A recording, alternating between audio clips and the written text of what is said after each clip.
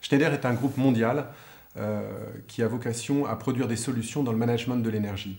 C'est un groupe qui a eu une croissance très forte depuis 4-5 ans grâce à l'acquisition de marques. Et l'objectif du design, le design s'insère dans cette stratégie. Et l'objectif, c'est de faire en sorte que toutes ces marques acquises se fédèrent autour d'une dénomination, Schneider Electric. Donc nous avons réalisé One Brand, où toutes ces marques ont muté vers Schneider Electric, et aujourd'hui il faut faire One Design. Donc le design est là pour donner de la cohérence globale à notre offre autour des solutions de soft et les solutions de produits industriels.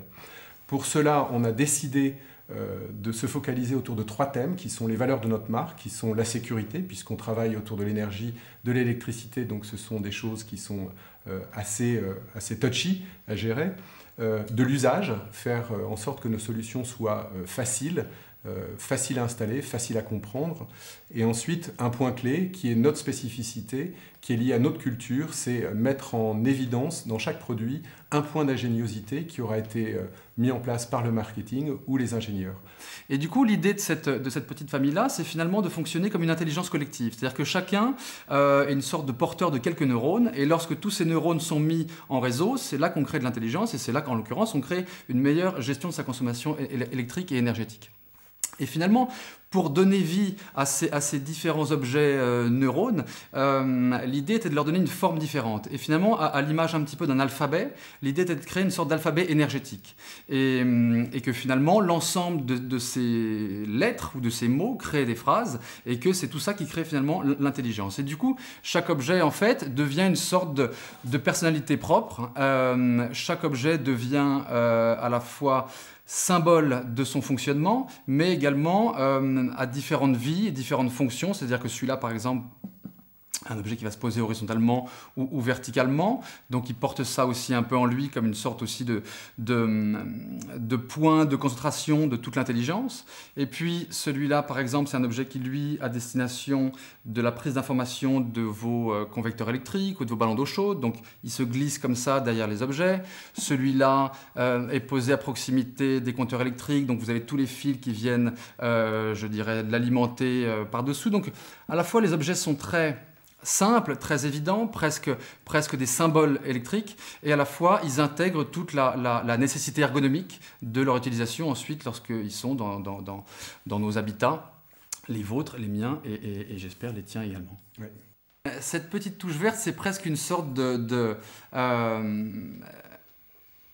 petites languettes presque du monde textile. On a l'impression d'avoir presque une sorte de languette comme ça sur notre jean.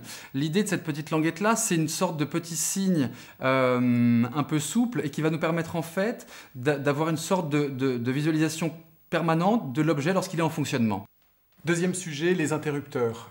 Cœur de gamme, donc vraiment accessible au plus grand nombre. Aujourd'hui, l'offre est très pauvre. C'est des espèces de façades plastiques avec des partis pris très stylistiques, un biseau, etc. On a voulu aller plus loin, toujours avec ce mot clé qui est l'ingéniosité. Donc l'idée était, sur une plateforme commune, de pouvoir proposer 3 offres différentes.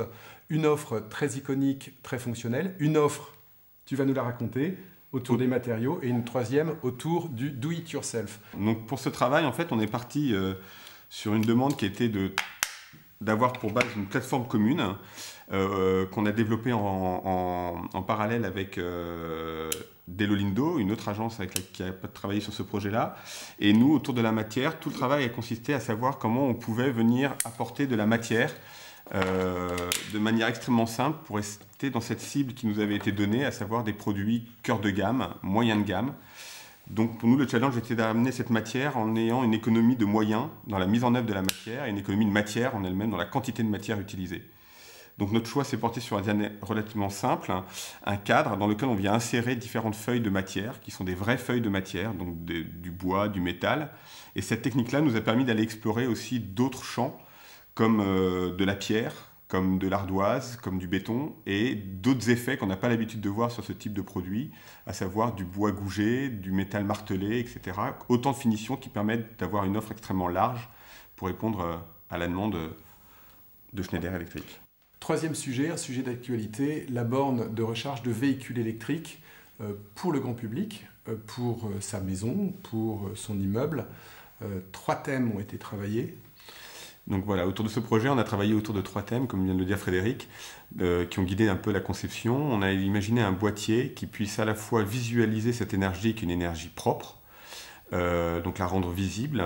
En même temps, il s'agit pour nous d'amener bien sûr une dimension ergonomique extrêmement forte, à savoir que c'est un produit qui va être manipulé quotidiennement, donc il fallait que sur ce plan-là, il y ait une réponse qui soit irréprochable.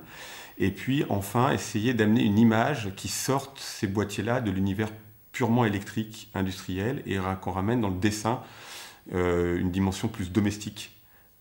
Donc à la fois dans le traitement du graphique, même du boîtier, mais en même temps dans les finitions et dans les matières qui ont été choisies. Et dans les interfaces. Et dans les interfaces. 3 projets de design qui montrent bien que le design, c'est une question de précision autour de valeurs de marque. Donc on appelle ça du design de marque. Et on peut s'apercevoir que lorsque l'on tient ces valeurs, quand on fait en sorte de les voir s'exprimer, on commence à créer la cohérence de l'offre d'une marque.